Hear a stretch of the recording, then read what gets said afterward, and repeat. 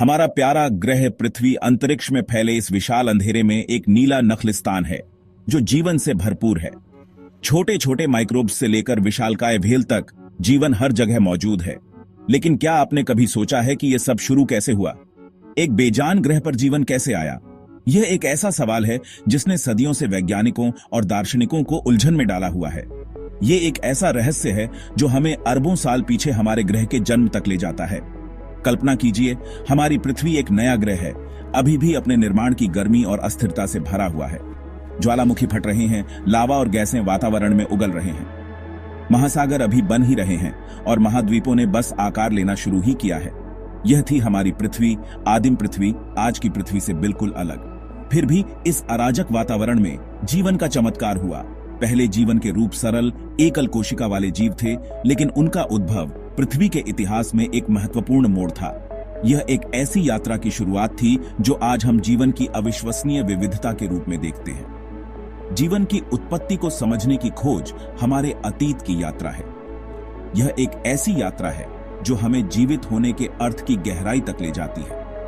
यह एक ऐसी यात्रा है जो आश्चर्य, रहस्य और वैज्ञानिक खोज के रोमांच से भरी है।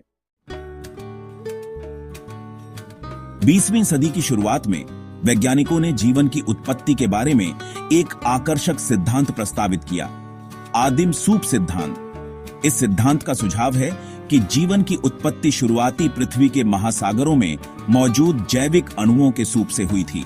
कल्पना कीजिए, गर्म उथले पानी के कुंड जो मीथेन, अमोनिया और जल वाष्प जैसे सरल रसायनों से भरपूर हैं। ये रसायन सूर्य की ऊर्जा और ज्वालामुखीय गर्मी से नहाए हुए अमीनो एसिड और न्यूक्लियोटाइड जैसे अधिक जटिल कार्बनिक अणुओं को बनाने के लिए प्रतिक्रिया कर सकते थे। ये अणु प्रोटीन और डीएनए के निर्माण खंड हैं, जो सभी जीवित जीवों के आवश्यक घटक हैं। समय के साथ ये कार्बनिक अणु आदिम सूप में जमा हो सकते थे, जिससे जीवन से पहले के रसायनों का एक समृद्ध शोरबा बनता था। लेकिन इन सरल अणुओं ने जीवन के लिए आवश्यक जटिल संरचनाओं में खुद को कैसे व्यवस्थित किया? यह जीवन की उत्पत्ति अनुसंधान में एक महत्वपूर्ण प्रश्न बना हुआ है। कुछ वैज्ञानिकों का मानना है कि मिट्टी के खनिज जो प्रारंभिक पृथ्वी पर प्रचुर मात्रा में थे, ने भूमिका निभाई होगी। इन खनिजों में एक आवेशित सतह होती है जो कार्बनिक अणुओं को आकर्षित और केंद्रित कर सकती है, संभावित रूप से अधिक जटिल संरचनाओं के निर्माण की सुविधा प्रदान करती है। निर्जीव पदार्थ से पहली जीवित कोशिका में परिवर्तन शायद जीवन की कहानी में सबसे बड़ी छलांग है। जबकि आदिम सूप सिद्धांत जीवन के निर्माण खंडों के गठन के लिए एक प्रशंसनीय व्याख्या प्रदान करता है। ये ब्लॉक खुद को एक जीवित प्रणाली में कैसे इकट्ठा करते हैं, यह अभी भी एक रहस्य है। एक प्रमुख परिकल्पना आरएनए विश्व परिकल्पना है।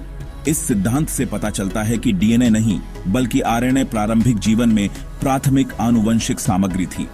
आरएनए में डीएनए की तुलना में एक सरल संरचना होती है और यह आनुवंशिक जानकारी के वाहक और उत्प्रेरक एंजाइम दोनों के रूप में कार्य कर सकती है। आरएनए की दुनिया में स्वयं की प्रतिकृति बनाने वाले आरएनए अणु मौजूद हो सकते थे जो प्रारंभिक विकास को चलाते थे। ये आरएनए अणु अंततः डीएनए को जन्म दे सकते थे, जो आनुवंशिक जानकारी के भंडारण के लिए एक अधिक स्थिर अणु है। स्वप्रतिकृति की उत्पत्ति जीवन की उत्पत्ति में एक महत्वपूर्ण कदम है। यह वह बिंदु है जहां एक प्रणाली स्वयं की प्रतियां बना सकती है, जीवन की एक परिभाषित विशेषता। यह स्वप्रतिकृति पहली बार कैसे उत्पन्न हुई, यह अभी भी अज्ञात है, लेकिन वैज्ञानिक प्रयोगशाला प्रयोगों और कंप्यूटर सिमुलेशन के माध्यम से विभिन्न संभावनाओं की खोज कर रहे हैं। कोशिका जीवन की मूल इकाई है। बैक्टीरिया से लेकर इंसान तक हर जीवित जीव कोशिकाओं से बना है। लेकिन आदिम सूप से पहली कोशिकाएं कैसे निकली? एक संभावना यह है कि लिपिड झिल्ली, जो पानी में अनायास बन जाती है, ने अन्य आवश्यक अणुओं के साथ स्वयं की प्रतिकृति बनाने वाले आरएनए अणुओं को घेर लिया।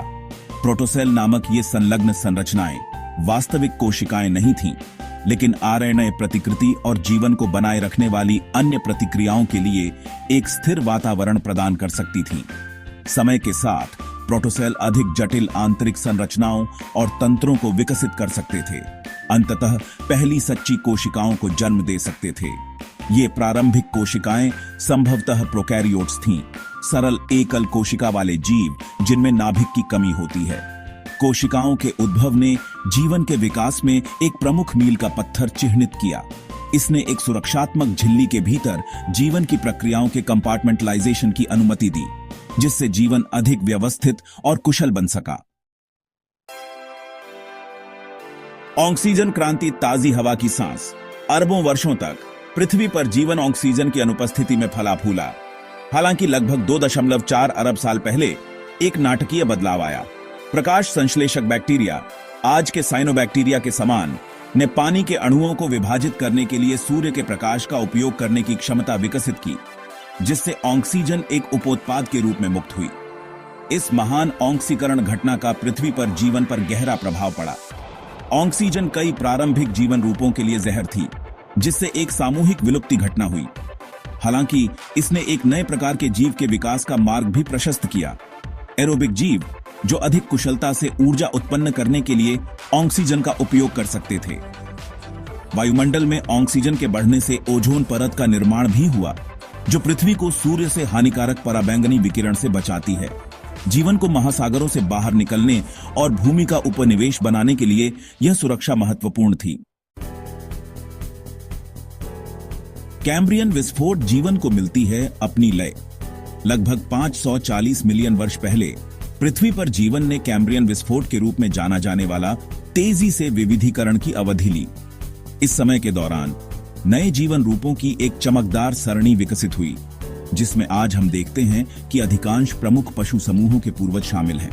कैम्ब्रियन विस्फोट विकास की अविश्वसनीय शक्ति का प्रमाण है।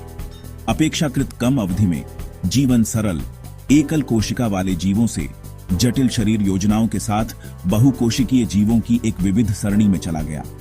कैम्ब्रियन विस्फोट के सटीक कारणों पर अभी भी बहस हो रही है, लेकिन उनमें कारकों का एक संयोजन शामिल है, जिसमें ऑक्सीजन के स्तर में वृद्धि, नए विकासात्मक जीन का विकास और समुद्र के रसायन विज्ञान में परिवर्तन शामिल हैं। समुद्र से भूमि तक जीवन के लिए एक बड़ी छलांग। अरबों वर्षों तक जीवन महासागरों तक ही सीमित था। हालांकि लगभग 400 मिलियन वर्ष पहले जीवन ने जमीन पर अपना रास्ता बनाना शुरू कर दिया था। यह एक चुनौतीपूर्ण परिवर्तन था, जिसके लिए स्थलीय वातावरण की कठोर परिस्थितियों को दूर करने के लिए अनुकूलन की आवश्यकता थी। पौधे भूमि का उपनिवेश बनाने वाले पहले जीवों में से थे। उसके बाद आर्थ्रोपोड जैसे कीड़े और मकड़ियां। उभयचरों का विकास, जो जमीन पर रहने वाले पहले कशेरुकी जीव थे, ने जीवन के इतिहास में एक और महत्वपूर्ण मील का पत्थर चिह्नित किया। भूमि पर संक्रमण ने जीवन के लिए विशाल नए आवासों को खोल दिया, जिससे आज हम स्थलीय पारिस्थितिक तंत्रों का विविधीकरण देखते हैं। सामूहिक विलुप्ति और नई शुरुआत। पृथ्वी पर जीवन का इतिहास एक रैखिक प्रगति नहीं, बल्कि नाटकीय उथल-पुथल की अवधि से विरामित लचीलापन और अनुकूलन की कहानी है। पृथ्वी के पूरे इतिहास में 5 प्रमुख सामूहिक विलुप्तियां हुई हैं, जिनमें से प्रत्येक ने पृथ्वी पर जीवन के एक महत्वपूर्ण हिस्से का सफाया कर दिया। सबसे प्रसिद्ध सामूहिक विलुप्ति 66 मिलियन वर्ष पहले हुई थी, जब एक क्षुद्र ग्रह के प्रभाव ने डायनासोर का सफाया कर दिया था, जिससे स्तनधारियों के उदय का मार्ग प्रशस्त हुआ। ये सामूहिक विलुप्तियां विनाशकारी होते हुए भी जीवन के नए रूपों को विकसित होने और फलने फूलने के अवसर पैदा करती हैं। प्रत्येक सामूहिक विलुप्ति घटना ने विकास के पाठ्यक्रम को फिर से आकार दिया है, जिससे विविधीकरण के नए विस्फोट और नए पारिस्थितिक तंत्रों का उदय हुआ है। पृथ्वी पर जीवन की कहानी अनुकूलन की शक्ति और सभी जीवित चीजों की आपस में जुड़े होने की याद दिलाती है। जीवन के रहस्य का भविष्य। जीवन की उत्पत्ति को समझने की खोज एक सतत यात्रा है। जबकि हमने जीवन के प्रारंभिक इतिहास को समझने में महत्वपूर्ण प्रगति की है, कई प्रश्न अनुत्तरित हैं। स्वप्रतिकृति पहली बार कैसे उत्पन्न हुई? विशिष्ट पर्यावरणीय परिस्थितियां क्या थीं, जिनके कारण जीवन का उदय हुआ? क्या हम ब्रह्मांड में अकेले हैं, या जीवन एक ब्रह्मांडीय घटना है? ये कुछ ऐसे ही सवाल हैं जो वैज्ञानिक जांच को आगे बढ़ाते रहते हैं। जीवन की उत्पत्ति की खोज एक ऐसी यात्रा है जो हमें अपनी समझ के बिल्कुल किनारे तक ले जाती है, विज्ञान की सीमाओं को आगे बढ़ाती है और हमें ब्रह्मांड के रहस्यों का पता लगाने के लिए प्रेरित करती है। दोस्तों, हमें उम्मीद है कि आपको हमारी वीडियो पसंद आई होगी। तो टेक्नोलॉजी मगन चैनल को अवश्य सब्सक्राइब करें और लाइक, कमेंट, शेयर करें।